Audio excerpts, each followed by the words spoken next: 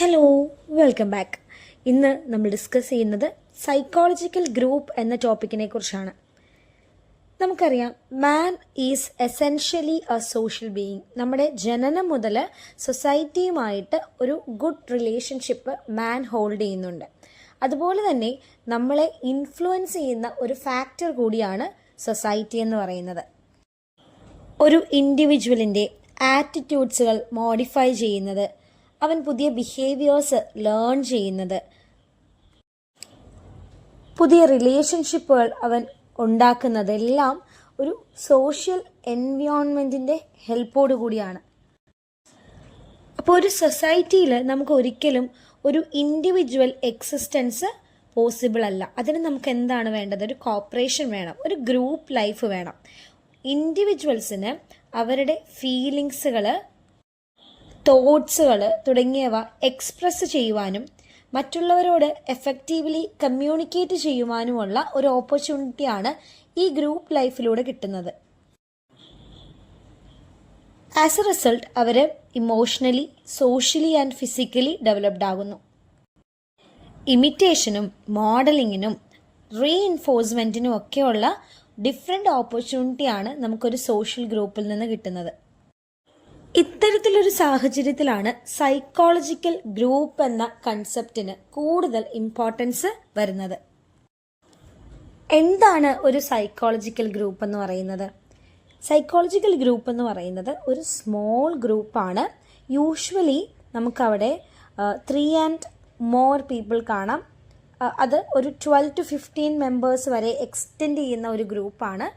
ഇവിടെ ആളുകൾ പരസ്പരം മെൻ്റലി ആൻഡ് ഇമോഷണലി കണക്റ്റഡ് ആയിട്ട് നിൽക്കുന്നു. അതുപോലെ തന്നെ ഇവർക്കിടയിൽ ഒരു കോമൺ ഫീച്ചർ ഉണ്ടാകും, ലൈക്ക് അവരുടെ interest, feelings, attitude, goals, relationship. Even അവർ ഫിസിക്കലി ഒരുമിച്ചല്ലെങ്കിൽ പോലും ഈ പറയുന്ന ഫീച്ചേഴ്സ് അവരിൽ നമുക്ക് കാണാനായിട്ട് സാധിക്കും. സോ ഓരോ മെമ്പേഴ്സ് തമ്മിലും ഒരു സെൻസ് ഓഫ് ബിലോങ്ങിങ്നെസ് ഉണ്ടായിരിക്കും. അതായത് അവർ എല്ലാവരും ഒരൊറ്റ ഗ്രൂപ്പിൻ്റെ ഡിഫറെൻറ്റ് പാർട്സുകളാണെന്നൊരു ഐഡിയോളജി അവരിലുണ്ടായിരിക്കും. എന്താണ് നമുക്ക് ഈ ഒരു സൈക്കോളജിക്കൽ ഗ്രൂപ്പിൻ്റെ എക്സാമ്പിളായിട്ട് പറയാൻ പറ്റുന്നത്?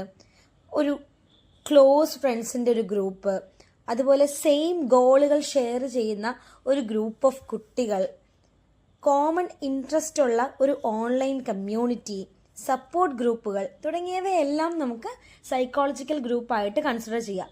ബിക്കോസ് ഏതെങ്കിലുമൊക്കെ തരത്തിൽ ചിലപ്പോൾ സെയിം ഫീലിങ്സ് ആയിരിക്കും, സെയിം ഇൻട്രസ്റ്റ് ആയിരിക്കും, സെയിം ഗോൾ ആയിരിക്കും ഉള്ളത്. ഏതെങ്കിലുമൊക്കെ രീതിയിൽ ഇവർ ഓരോരുത്തരും പരസ്പരം കണക്റ്റഡ് ആയിട്ടിരിക്കുന്നു. ഈ സൈക്കോളജിക്കൽ ഗ്രൂപ്പ് നമുക്ക് ഡിഫറെൻറ്റ് ടൈപ്സിൽ കാണാൻ സാധിക്കും. ഫസ്റ്റ് വൺ, ഇൻ ഗ്രൂപ്പ്, അതായത് a group with which we identify ourselves. ഇപ്പോൾ ഒരു നേറ്റീവ് ഇന്ത്യനും മറ്റൊരു നേറ്റീവ് ഇന്ത്യനും കൂടി ഫോം ചെയ്യുന്ന ഒരു ഗ്രൂപ്പ് ഇൻ ഗ്രൂപ്പ് എന്ന് പറയും. വി ഗ്രൂപ്പ് എന്നും ഇതിന് നമ്മൾ പറയാറുണ്ട്. രണ്ടാമത്തെ ടൈപ്പാണ് ഔട്ട് ഗ്രൂപ്പ്. അതായത് ഇവിടെ ഒരു ഗ്രൂപ്പിലുള്ള ഡിഫറെൻറ്റ് മെമ്പേഴ്സിനെ നമ്മൾ ഔട്ട്സൈഡേഴ്സ് ആയിട്ടാണ് കൺസിഡർ ചെയ്യുന്നത്. അതുകൊണ്ട് തന്നെ അതേഴ്സ് ഗ്രൂപ്പ് എന്നൊരു പേരും കൂടി ഇതിനുണ്ട്. ഫോർ എക്സാമ്പിൾ, ഇപ്പോൾ ഒരു നേറ്റീവ് അമേരിക്കൻ ചൈൽഡും ഒരു നീഗ്രോ ചൈൽഡും ഒരു ആഫ്രിക്കൻ ചൈൽഡും ഒരു സെയിം ഗ്രൂപ്പിൽ വന്നിട്ടുണ്ടെങ്കിൽ അത് ഒരു ഔട്ട് ഗ്രൂപ്പാണ്. അപ്പോൾ സംനർ എന്ന സൈക്കോളജിസ്റ്റാണ് നമുക്ക് ഈ ഒരു in group and out group classification തന്നിരിക്കുന്നത്. ഇനി കൂലീസ് ക്ലാസിഫിക്കേഷൻ ഉണ്ട്. ഇവിടെ ഇൻറ്റിമസിയുടെ അടിസ്ഥാനത്തിലാണ് അദ്ദേഹം ഗ്രൂപ്പ്സുകളെ ഡിവൈഡ് ചെയ്തിരിക്കുന്നത്. ഫസ്റ്റ് ഗ്രൂപ്പാണ് പ്രൈമറി ഗ്രൂപ്പ്. അതായത് പരസ്പരം മെമ്പേഴ്സ് തമ്മിൽ ഒരു കോപ്പറേഷൻ ഹോൾഡ് ചെയ്യുന്ന, ഒരു face to face intimate relationship hold ചെയ്യുന്ന ഗ്രൂപ്പാണ് പ്രൈമറി ഗ്രൂപ്പ് എന്ന് പറയുന്നത്. ഇവിടെ നമുക്ക് ഫാമിലി ഉണ്ട്, നമ്മുടെ പ്ലേ ഗ്രൂപ്പ് ഉണ്ട്, ഇതൊക്കെയാണ് പ്രൈമറി ഗ്രൂപ്പിൽ വരുന്നത്. ഇനി സെക്കൻഡറി ഗ്രൂപ്പ് എന്താണ്? ഇവിടെ റിലേഷൻഷിപ്പ് എന്ന് പറയുന്നത് കാഷ്വൽ ആയിരിക്കും, ലാർജർ ഇൻ സൈസ് ആണ് ഈ ഒരു ഗ്രൂപ്പ് എന്ന് പറയുന്നത്. അതേപോലെ റിലേഷൻഷിപ്പ് സ്ട്രോങ് ആൻഡ് പെർമനൻ്റ് ആയിരിക്കണമെന്ന് ഇവിടെ നിർബന്ധമില്ല. ഒരു സിംഗിൾ ബോണ്ട് മാത്രമാണ് ഇവിടെ മെമ്പേഴ്സ് തമ്മിൽ ഉള്ളത്.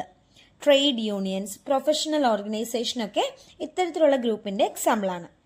ഇനി മൂന്നാമത്തെ ഗ്രൂപ്പാണ് ടെറിട്ടറി ഗ്രൂപ്പ് എന്ന് പറയുന്നത്. ഈ ഗ്രൂപ്പിൽ മെമ്പേഴ്സ് തമ്മിലുള്ള ഇൻറ്റിമസി എന്ന് പറയുന്നത് ക്വൈറ്റ് മാർജിനൽ ആണ്, അതുപോലെ തന്നെ ടെമ്പററിയുമാണ്. ഒരു സിനിമാ ഹാളിൽ അല്ലെങ്കിൽ ഒരു ബസ്സിലൊക്കെയുള്ള പാസഞ്ചേഴ്സിൻ്റെ ഗ്രൂപ്പൊക്കെ നമുക്ക് ഒരു ടെറിട്ടറി ഗ്രൂപ്പിൻ്റെ എക്സാമ്പിളായിട്ട് പറയാം. ഇനി മൂന്നാമത്തെ ഒരു ടൈപ്പ് ഓഫ് അതായത് മൂന്നാമത്തെ ഒരു ക്ലാസിഫിക്കേഷനാണ് ഓർഗനൈസ്ഡ് വേഴ്സസ് സ്പോണ്ടേനിയസ് ഗ്രൂപ്പ് എന്ന് പറയുന്നത്. എന്താണ് ഓർഗനൈസ്ഡ് ഗ്രൂപ്പ് എന്ന് പറയുന്നത്? കെയർഫുൾ പ്ലാനിങ്ങിലൂടെ ഒരു സ്പെസിഫിക് പേർപ്പസ് അച്ചീവ് ചെയ്യുവാൻ വേണ്ടി നമ്മൾ തുടങ്ങിയിരിക്കുന്ന ഒരു ഗ്രൂപ്പ്. സ്കൂൾ, ആർമി തുടങ്ങിയവയൊക്കെ ഓർഗനൈസ്ഡ് ഗ്രൂപ്പിൻ്റെ എക്സാമ്പിളാണ്. രണ്ടാമത്തെ ടൈപ്പാണ് സ്പോണ്ടേനിയസ് ഗ്രൂപ്പ് എന്ന് പറയുന്നത്. അതായത് വളരെ റാൻഡമായിട്ട് നമ്മൾ ഒരു ഗ്രൂപ്പ് ഓഫ് ആളുകൾ ചേർന്നിരിക്കുന്ന ഒന്നാണ് സ്പോണ്ടേനിയസ് ഗ്രൂപ്പ് എന്ന് പറയുന്നത്. നാച്ചുറലി യാതൊരുവിധ പ്ലാനിങ്ങും ഇല്ലാതെയാണ് ഈ ഒരു ഗ്രൂപ്പ് ഓർഗനൈസ് ചെയ്യപ്പെടുന്നത്. സ്പെസിഫിക് ഗോളോ പേർപ്പസോ ഒന്നും ഉണ്ടായിരിക്കുകയില്ല. ഫോർ എക്സാമ്പിൾ, ഇപ്പോൾ ഒരാളൊരു സ്പീച്ച് നടത്തുന്നു. ഈ സ്പീച്ച് ലിസൺ ചെയ്യാനായിട്ട് കുറച്ച് ആളുകൾ അവിടെ ചേരും. സ്പോണ്ടേനിയസ് ആയിട്ട് എത്തുന്നവരാണ്. സോ അത് സ്പോണ്ടേനിയസ് ഗ്രൂപ്പിൻ്റെ ഒരു എക്സാമ്പിളാണ്. ഇനി നാലാമത്തെ ക്ലാസിഫിക്കേഷനാണ് ഫോർമൽ വേഴ്സസ് ഇൻഫോർമൽ ഗ്രൂപ്പ് എന്നത്. സ്പെസിഫിക് നോംസിൻ്റെയും റൂൾസിൻ്റെയും വാല്യൂസിൻ്റെയും അടിസ്ഥാനത്തിൽ ഫോം ചെയ്യപ്പെട്ടിരിക്കുന്ന ഗ്രൂപ്പിനെയാണ് നമ്മൾ ഫോർമൽ ഗ്രൂപ്പ് എന്ന് പറയുന്നത്. സ്കൂൾ, മിലിറ്ററി ഫോഴ്സസ് ഒക്കെ ഇതിന് എക്സാമ്പിളാണ്. ഇനി ഇൻഫോർമൽ ഗ്രൂപ്പ് എന്ന് പറയുന്നത് മെമ്പേഴ്സ് യാതൊരുവിധ റൂൾസോ അല്ലെങ്കിൽ കോഡ് ഓഫ് കണ്ടക്റ്റോ ഒന്നും ഫോളോ ചെയ്യുന്നില്ല. എന്നാൽ ഈ ഒരു ഗ്രൂപ്പിൽ അവരുടേതായിട്ടുള്ള freedom, liberty of thought, self എക്സ്പ്രഷനൊക്കെ എൻജോയ് ചെയ്യുന്നുണ്ട്. ഒട്ടും തന്നെ ഫോർമൽ അല്ലാത്ത ഒരു ഗ്രൂപ്പ് കൂടിയാണിത്. ഇപ്പോൾ നമ്മുടെ പ്ലേ ഗ്രൂപ്പ്സും റിക്രിയേഷണൽ ഗ്രൂപ്പ്സുകളും ഒക്കെ ഇതിൻ്റെ അണ്ടറിൽ നമുക്ക് കൊണ്ടുവരാനും സാധിക്കും. ഇനി നമ്മൾ നോക്കുന്നത് എന്താണ് ഒരു സൈക്കോളജിക്കൽ ഗ്രൂപ്പിൻ്റെ ക്യാരക്ടറിസ്റ്റിക്സ് എന്നാണ്. ഇവിടെ 2 or more ഇൻഡിവിജ്വൽസ് ഉണ്ടായിരിക്കും. അത്തരത്തിലുള്ള ഒരു കളക്ഷൻ ഓഫ് ഇൻഡിവിജ്വൽസിനെയാണ് നമ്മൾ സൈക്കോളജിക്കൽ ഗ്രൂപ്പ് എന്ന് വിളിക്കുന്നത്. And it last for a reasonable period of time. പെട്ടെന്ന് ഇല്ലാതായി പോകുന്ന ഒന്നല്ല സൈക്കോളജിക്കൽ ഗ്രൂപ്പ് എന്ന് പറയുന്നത്. അതേപോലെ തന്നെ ഓരോ ഗ്രൂപ്പിനും അതിൻ്റേതായിട്ടുള്ള വാല്യൂ, ഗോൾസ് ആൻഡ് റോൾസുകൾ ഉണ്ടായിരിക്കും. ഓരോ ഗ്രൂപ്പിനും അതിൻ്റേതായിട്ടുള്ള സ്റ്റാൻഡേർഡ്സും നോംസ് ഓഫ് ബിഹേവിയേഴ്സും ഉണ്ടായിരിക്കും. ഒരു സ്പെസിഫിക് ഫങ്ഷൻ പെർഫോം ചെയ്യുക എന്നത് ഈ ഒരു ഗ്രൂപ്പിൻ്റെ സ്പെഷ്യാലിറ്റിയാണ്. ഗ്രൂപ്പിലെ മെമ്പേഴ്സിൻ്റെ നീഡ്സുകൾ സാറ്റിസ്ഫൈ ചെയ്യുവാനുള്ള മോട്ടിവേഷൻ ഇവിടെ നിന്ന് കിട്ടുന്നുണ്ട്. It has it's on goals and objectives. അതുപോലെ തന്നെ ഗ്രൂപ്പ് മെമ്പേഴ്സിനിടയ്ക്ക് ആക്റ്റീവ് ഇൻറ്ററാക്ഷൻ ഉണ്ടായിരിക്കും.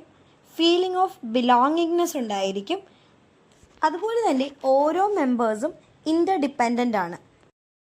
നമ്മൾ ആദ്യം പറഞ്ഞതുപോലെ ഏതെങ്കിലും തരത്തിലുള്ള ഒരു കോമൺ ഇൻട്രസ്റ്റോ ഒരു ഗോളോ നീഡുകളോ ഈ ഒരു ഗ്രൂപ്പിനിടയിൽ ഉണ്ടാവും. ഒരു ഇമോഷണൽ കണക്ഷൻ ഉണ്ടായിരിക്കും. ഗ്രൂപ്പ് ഐഡൻറ്റിറ്റി മറ്റൊരു സ്പെഷ്യാലിറ്റിയാണ്. ഗ്രൂപ്പ് മെമ്പേഴ്സ് തമ്മിൽ ഒരു മ്യൂച്വൽ ഇൻഫ്ലുവൻസ് ഉണ്ടാവും. ഒരാളുടെ തോട്ടും ബിഹേവിയറും ആറ്റിറ്റ്യൂഡും എല്ലാം മറ്റൊരു വ്യക്തിയെ ഇൻഫ്ലുവൻസ് ചെയ്യുന്നവയായിരിക്കും. അതുപോലെ തന്നെ ഒരു കോപ്പറേഷൻ നമുക്കിവിടെ കാണാൻ സാധിക്കും. സൈക്കോളജിക്കൽ അവെയർനെസ് നമുക്കിവിടെ കാണാൻ സാധിക്കും. അതായത് ഒരു ഫിസിക്കൽ ക്ലോസ്നെസ് ഇല്ലാതെ തന്നെ members mentally awared that they are connected to each other. അതുപോലെ തന്നെ സ്റ്റെബിലിറ്റി നമുക്ക് മറ്റൊരു ക്യാരക്ടറിസ്റ്റിക്സ് ആയിട്ട് പറയാൻ പറ്റും. ഇനി നമുക്കറിയേണ്ടത് എന്താണ് ഈ ഒരു സൈക്കോളജിക്കൽ ഗ്രൂപ്പിൻ്റെ ഫങ്ഷൻ എന്നാണ്. ഫങ്ഷൻസിലേക്ക് വരുമ്പോൾ ഒരു സ്പെസിഫിക് ഗോൾ അച്ചീവ് ചെയ്യുക എന്നത് ഈ ഒരു ഗ്രൂപ്പിൻ്റെ ഫങ്ഷനാണ്. അതുപോലെ തന്നെ മെമ്പേഴ്സ് തമ്മിലുള്ള അറ്റാച്ച്മെൻറ്റ് സ്ട്രെങ്തൻ ചെയ്യുവാനായിട്ട് ഈ ഒരു ഗ്രൂപ്പ് ഹെൽപ്പ് ചെയ്യുന്നുണ്ട്. അതുപോലെ ഒരു കോമൺ പ്രോബ്ലം ക്ലാരിഫൈ ചെയ്യുവാനും ഒരു എക്സ്പേർട്ട് ഗൈഡൻസ് പ്രൊവൈഡ് ചെയ്യുവാനും ഈ ഗ്രൂപ്പിലൂടെ നമുക്ക് സാധിക്കുന്നുണ്ട്. ഏതെങ്കിലും ഒരു സ്പെസിഫിക് വർക്കിൻ്റെ ക്വാളിറ്റി ഇവാലുവേറ്റ് ചെയ്യാനായിട്ട് ഇത് നമ്മളെ ഹെൽപ്പ് ചെയ്യുന്നുണ്ട്. സാറ്റിസ്ഫാക്ഷൻ ഓഫ് സോഷ്യൽ നീഡ്സ് മറ്റൊരു ഫങ്ഷനാണ്. അതായത് മെമ്പേഴ്സിൻ്റെ social needs like feeling of acceptance, love, connection തുടങ്ങിയ കാര്യങ്ങൾ സാറ്റിസ്ഫൈ ചെയ്യാനായിട്ട് ഗ്രൂപ്പ് ഹെൽപ്പ് ചെയ്യുന്നുണ്ട്. ഓരോ മെമ്പേഴ്സിനും ഒരു ഇമോഷണൽ സപ്പോർട്ടാണ് ഇതിൽ നിന്ന് കിട്ടുന്നത്. എൻകറേജ്മെൻറ്റിലൂടെയും സിമ്പതിയിലൂടെയും കെയറിലൂടെയും കോൺഫിഡൻസ് ബിൽഡ് ചെയ്യുന്നതിലൂടെയുമൊക്കെ ഈ ഒരു ഇമോഷണൽ സപ്പോർട്ട് നമുക്ക് എൻഷുർ ചെയ്യാം. പേഴ്സണാലിറ്റി ഡെവലപ്മെൻറ്റിന് ഈ ഒരു ഗ്രൂപ്പ് ഹെൽപ്പ് ചെയ്യുന്നുണ്ട്. അതായത് നമ്മുടെ behaviour, attitude, confidence, social skills പോലുള്ള കാര്യങ്ങൾ നമുക്ക് ഡെവലപ്പ് ചെയ്യാനായിട്ട് സാധിക്കും. ഡിഫറെൻറ്റ് വാല്യൂസും ആറ്റിറ്റ്യൂഡ്സും ഫോം ചെയ്യുക എന്നതൊരു ഫങ്ഷനാണ്. സോഷ്യൽ കൺട്രോളിങ് മറ്റൊരു ഫങ്ഷനാണ്. അതായത് പ്രോപ്പർ ബിഹേവിയർ, അതേപോലെ ഡിസിപ്ലിൻ തുടങ്ങിയ കാര്യങ്ങൾ നമുക്ക് ഇതിലൂടെ എൻഷുർ ചെയ്യാനായിട്ട് സാധിക്കും. മ്യൂച്വലി നമുക്ക് ഡിഫറെൻറ്റ് ഐഡിയാസ് എക്സ്ചേഞ്ച് ചെയ്യാൻ പറ്റുന്നു എന്നത് മറ്റൊരു ഫങ്ഷനാണ്. നമുക്ക് നമ്മുടെ ഒപ്പീനിയൻസ്, നോളജ്, എക്സ്പീരിയൻസ് തുടങ്ങിയ കാര്യങ്ങൾ മറ്റൊരാളുമായിട്ട് എക്സ്ചേഞ്ച് ചെയ്യാനായിട്ട് ഇവിടെ സാധിക്കുന്നുണ്ട്. സ്ട്രെസ്സും ലോൺലിനെസ്സും റെഡ്യൂസ് ചെയ്യുക എന്നത് മറ്റൊരു ഫങ്ഷനായിട്ട് നമുക്ക് പറയാൻ സാധിക്കും. അതേപോലെ ഒരു ഗ്രൂപ്പിനിടയിൽ കോപ്പറേഷനും ടീം വർക്കും ഡെവലപ്പ് ചെയ്യുക എന്നതും മറ്റൊരു ഫങ്ഷനാണ്. ഇത്രയുമാണ് നമുക്ക് ഈ ഒരു ടോപ്പിക്കിനെ കുറിച്ച് പറയാനുള്ളത്. താങ്ക്